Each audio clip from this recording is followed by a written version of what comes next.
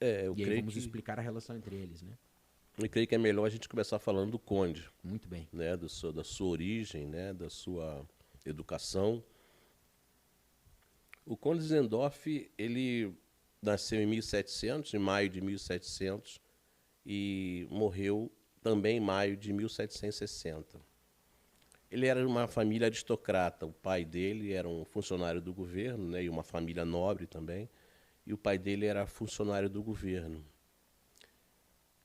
E ele nasceu, e logo depois que ele nasceu, acho que 6 semanas depois que ele nasceu, o pai dele morre. O pai dele morre e ele passa a ser criado pela avó e por tutores. E a avó dele é de origem, ela é pietista, né? Ela era luterana, pietista. E foi nesse ritmo do pietismo, vamos dizer assim, que Zendorf foi criado. E desde muito cedo, ele já tinha. Ele havia sido dedicado ao Senhor quando nasceu. O pai dele dedicou, antes de morrer, dedicou, consagrou ele ao Senhor. E ele foi criado no temor do Senhor, verdadeiramente. Desde cedo, muito cedo, ele já tinha um grande temor de Deus. Aos 6 anos, conta-nos a história, que ele já escrevia bilhetinhos para Deus.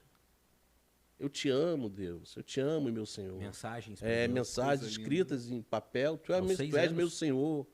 Aos Eu 6 quero anos? te amar. Aos 6 anos. E jogava pela janela na esperança de Deus recolher aqueles pedaços de papel com as suas frases.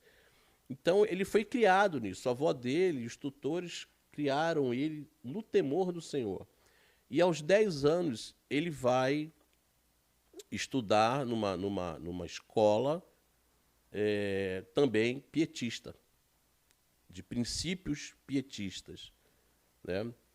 E aqui acho que cabe a gente abrir um parêntese para falar um pouquinho o que era o pietismo, né? O pietismo era uma corrente, vamos dizer assim, cristã, um movimento cristão que, inconformado com a frieza dos rituais da igreja e inconformado com muito como poderia dizer, hein? A formalidade da igreja e a muita intelectualidade da igreja, eles resolvem viver um evangelho mais prático, viver um evangelho prático, de relacionamento verdadeiramente com o Senhor. Sair dessa frieza, dessa formalidade, para viver o seu dia a dia com o Senhor, com um princípio de santidade ao Senhor. Isso veio a ser o pietismo. Mas, Ricardo, o pietismo é um movimento, ele não é um movimento reformador, não é? Não. É um movimento de busca de santidade dentro da igreja luterana. E de relacionamento com Deus, não é? Com Deus. Porque os pietistas, eles defendiam muito, né? Me corrija se eu estiver errado, mas eles defendiam muito o relacionamento individual do cristão com Deus. Sim. Para além do vínculo institucional, isto é, Exatamente. pertencer a uma igreja, estar na igreja, muito mais importante do que isso era que cada membro de igreja tivesse uma vida real, sincera, de relacionamento com o Senhor. Exatamente. E eu acho que isso foi algo que foi se perdendo depois que Lutero, no século XVI, né, promove a reforma e anos depois ali nasce a igreja luterana. O que me parece é que houve em algum momento uma certa institucionalização do luteranismo e alguns membros, né, dessas igrejas se viram insatisfeitos com isso. Porque também eu creio que houve essa frieza, porque em parte a igreja da época, né, pós-reforma, ela era muito ligada ao Estado. E ela acreditava que cabia ao Estado algumas coisas, por exemplo, nós vamos ver aí mais um pouquinho à frente, a questão das missões. A igreja acreditava que cabia ao Estado, através das colonizações, levar o evangelho àquele povo que ainda não tinha ouvido o evangelho. Isso também foi um dos fatores que os moravianos influenciaram muito mesmo no evangelho. Então, o Zendorf foi criado nesse ritmo.